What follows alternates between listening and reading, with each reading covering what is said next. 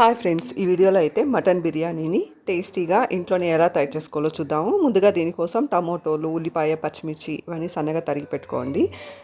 రెస్టారెంట్లో లాగా సేమ్ రావాలంటే నేనైతే రైస్ కుక్కర్లో చేస్తున్నాను. ముందుగా దీనికోసం బాస్మతి రైస్ తీసుకోండి.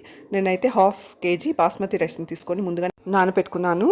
2 గ్లాసుల బియ్యానికి 4 గ్లాసుల నీళ్ళని అయితే వేసి నానబెట్టాను.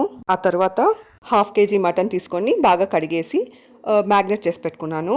మిరప్పొడి, ధనియాల పొడి, ఇంకా బిర్యానీ మసాలా, అల్లం వెల్లుల్లి పేస్ట్, గరం మసాలా, ఉప్పు, పసుపు, ఇవన్నీ పెరుగు కొంచెం వేసేసి 1 టేబుల్ స్పూన్ నూనెని వేసేసి బాగా మ్యాగ్నేట్ చేసి పెట్టుకున్నాను. 1 గంట సేపు మ్యాగ్నేట్ చేసి అలానే పెట్టేశాను.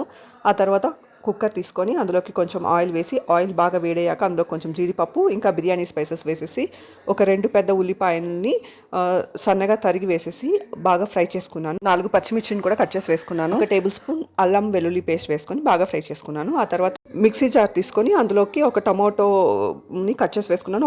1 ఉల్లిపాయని కూడా కట్ చేసి వేసుకున్నాను.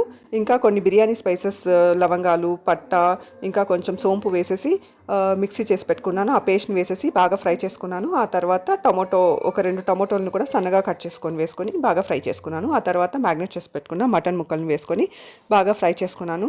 ఆ తర్వాత 1 గుప్పెడు పుదీనా, 1 గుప్పెడు కొత్తిమీరని సన్నగా కట్ చేసి వేసుకున్నాను. ఆ తర్వాత 1 గ్లాస్ నీళ్ళని అయితే వేసాను. తగినంత ఉప్పుని యాడ్ చేసేసి మూత పెట్టేసి 7 to 8 విజిల్స్ అయితే ఉడికించుకున్నాను. ఈలోపు బాస్మతి రైస్ని 1 గ్లాస్ బియ్యానికి 2 గ్లాసుల నీళ్ళని అయితే వేసేసి ఆల్రెడీ నానపెట్టేసుకున్నాం కదా, మినిమం ఒక అరగంట సేపు అయినా నానపెట్టుకోండి. బియ్యాన్ని పొడి పొడిగా వస్తుంది అప్పుడు బిర్యానీ. కుక్కర్లో మటన్ని ఒక 7 విజిల్ నుంచి 8 విజిల్ వరకు పెట్టేసి ఉడికించి గ్యాస్ పోయేంత వరకు అలానే ఉంచేసేసి తర్వాత ఓపెన్ చేయండి. ముదురు మటన్ అయితే ఒక 7 విజిల్ ఉడికించుకుంటే మ్యాగ్నేట్ చేసి పెట్టాం కాబట్టి సరిపోతుంది. అదే లేత మటన్ అయితే ఒక 5 విజిల్లో పెడితే ఉడికిపోతుంది అనమాట. చూసారు కదా, కుక్కర్లో ఉడికించిన మటన్ అయితే చాలా బాగా ఉడికిపోయింది. వాటర్ కూడా ఎక్కువ మిగలలేదు. సో ఇప్పుడైతే రైస్ కుక్కర్లోకి మనం ఆల్రెడీ ఉడికించుకున్న మటన్ని, మనం నానపెట్టుకున్న బియ్యాన్ని వేసేసి, నేనైతే 1 గ్లాస్ బియ్యానికి 2 గ్లాసుల నీళ్ళ చొప్పున వేసాను అనమాట. 2 గ్లాసుల బియ్యానికి 4 గ్లాసుల నీళ్ళని అయితే వేసాను. ఆ వాటర్ని అలానే కొలిచి వేస్తే 3 గ్లాసులు అయితే మిగిలిందనమాట. 1 గ్లాస్ నానడానికి సరిపోయింది. కొంచెం నిమ్మరసం ఇంకా కొంచెం గీ అంటే నెయ్యిని యాడ్ చేసేసేయండి.